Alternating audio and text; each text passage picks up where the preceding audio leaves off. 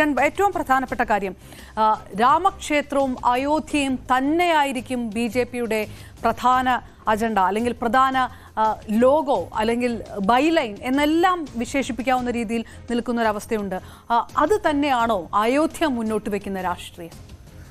അപർണ, ബി.ജെ.പിയുടെ ഒരു രാഷ്ട്രീയ ചരിത്രം പരിശോധിച്ചാൽ അയോധ്യ രാമക്ഷേത്ര നിർമ്മാണം എന്നത് ബി.ജെ.പിയുടെ വളരെ തുടക്കം മുതൽ തന്നെയുള്ള പ്രധാനപ്പെട്ട മുദ്രാവാക്യങ്ങളിൽ ഒന്നാണ്. പക്ഷേ കഴിഞ്ഞ തെരഞ്ഞെടുപ്പിലായാലും 2014 തെരഞ്ഞെടുപ്പിലായാലും അതിനു മുമ്പ് നടന്ന പല തെരഞ്ഞെടുപ്പുകളിലും ഒന്നാമത്തെ അജണ്ടയായി വെച്ചിരുന്നത് ഈ രാമക്ഷേത്ര നിർമ്മാണം ആയിരുന്നില്ല. പ്രത്യേകിച്ച് മോദി ഇറ തുടങ്ങിയ ശേഷം 2014 2019 ഈ രാമക്ഷേത്ര അജണ്ടയെ ഒഴിവാക്കുന്നില്ല. അത് മുഖ്യധാരയിൽ തന്നെ നിർത്തുമ്പോൾ തന്നെ അതിനു മേലേക്ക് മറ്റ് അജണ്ടകൾ വെച്ചുകൊണ്ടാണ് പ്രധാനമായും 2014 2019 ലോക്സഭാ തെരഞ്ഞെടുപ്പിനെ നരേന്ദ്രമോദി നേരിട്ടത്. അന്ന് ബി.ജെ.പിയുടെ പ്രധാന സ്ലോഗനുകൾ പോലും ഈ അജണ്ട ഇല്ലായിരുന്നു. പക്ഷേ ഈ അജണ്ട ഒഴിവാക്കിയെന്നോ അല്ലെങ്കിൽ തള്ളിക്കളഞ്ഞെന്നോ ഒന്നും നമുക്ക് പറയാൻ കഴിയില്ല. പക്ഷേ അതിനപ്പോഴത്തേക്ക് സദ്ഭരണം എന്നുള്ള അജണ്ട വെക്കുന്നു. അതോടൊപ്പം തന്നെ കരുത്തുറ്റ ഇന്ത്യ, തീവ്ര ദേശീയത, രാജ്യ സുരക്ഷ, അങ്ങനെ ഓരോ തെരഞ്ഞെടുപ്പിലും ഓരോരോ അജണ്ടകൾ മുന്നോട്ട് വെക്കുന്നു.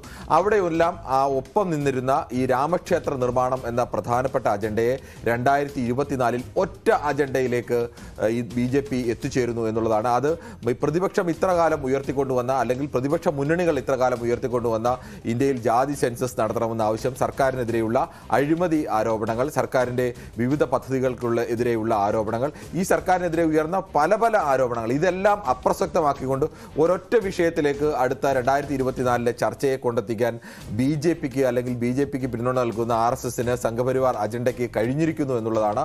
അയോധ്യ ക്ഷേത്രത്തിലെ പ്രതിഷ്ഠാ ചടങ്ങുകൾ ഇപ്പോൾ അയോധ്യ ക്ഷേത്രത്തിന്റെ പ്രതിഷ്ഠാ ചടങ്ങ് പല തരത്തിലുള്ള ആരോപണങ്ങൾ, അതിന് പുരോഹിതന്മാരുടെ ആരോപണങ്ങളായാലും രാഷ്ട്രീയ ആരോപണങ്ങളായാലും ഒക്കെ ഉയരുന്നുണ്ട്.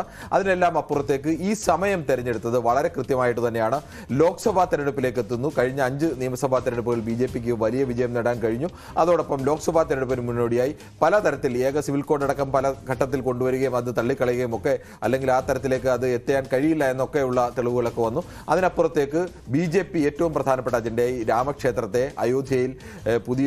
അയോധ്യയിൽ രാമക്ഷേത്രം നിർമ്മിക്കും എന്നുള്ള, അല്ലെങ്കിൽ പറഞ്ഞ വാക്ക് പാലിക്കുന്ന പ്രധാനമന്ത്രിയാണ്, പറഞ്ഞ വാക്ക് പാലിക്കുന്ന ആളാണ് മോദി. അല്ലെങ്കിൽ രാമന്റെ ഒരു തലത്തിലേക്ക് ഇന്ത്യയിലെ രാജ്യത്തെ രാമനെ എങ്ങനെയാണോ ഇന്ത്യക്കാർ കാണുന്നത്, അത് മികച്ച രീതിയിൽ രാജ്യം ഭരിക്കുന്ന, ധർമ്മരാജ്യം സ്ഥാപിക്കുന്ന, ആത്യന്തികമായി RSS സംഘപരിവാർ സംഘടനകൾ മുന്നോട്ട് വെക്കുന്ന ധർമ്മരാജ്യം എന്നുള്ള, അല്ലെങ്കിൽ ഇന്ത്യയുടെ ഒരു സാംസ്കാരിക ദേശീയത എന്നൊക്കെ പറയുന്ന ഹൈന്ദവ ദേശീയത, സാംസ്കാരിക ദേശീയത എന്ന് പറയുമ്പോൾ അത് ഹൈന്ദവ ദേശീയതയാണ്. അത്തരമൊരു ഹൈന്ദവ ദേശീയതയുടെ എല്ലാം ഏറ്റവും വലിയ അടയാളമായ ശ്രീരാമന്റെ പ്രതിഷ്ഠ സാധ്യമാക്കിയിരിക്കുന്നു. ഇന്ന് മോദി തന്നെ അവിടെ നടത്തിയത് കൃത്യമായ ഒരു രാഷ്ട്രീയ പ്രസംഗം തന്നെയാണ്. ഇനി 1000 വർഷത്തേക്കുള്ള ഇന്ത്യയുടെ മുന്നേറ്റത്തിന്റെ തുടക്കമാണിത്. ഇന്ത്യയുടെ ഒരു പ്രധാനപ്പെട്ട ദേശീയ മന്ദിരമായി അയോധ്യയിലെ രാമക്ഷേത്രം മാറുന്നു. ഇന്ത്യയുടെ പ്രധാനപ്പെട്ട ദൈവത്തിന്റെ സ്ഥാനത്തേക്ക് ശ്രീരാമൻ, അങ്ങനെ ഒരു രാഷ്ട്രീയ രാമൻ കൂടിയായി ശ്രീരാമൻ ഉയർന്നു നിൽക്കുന്നു.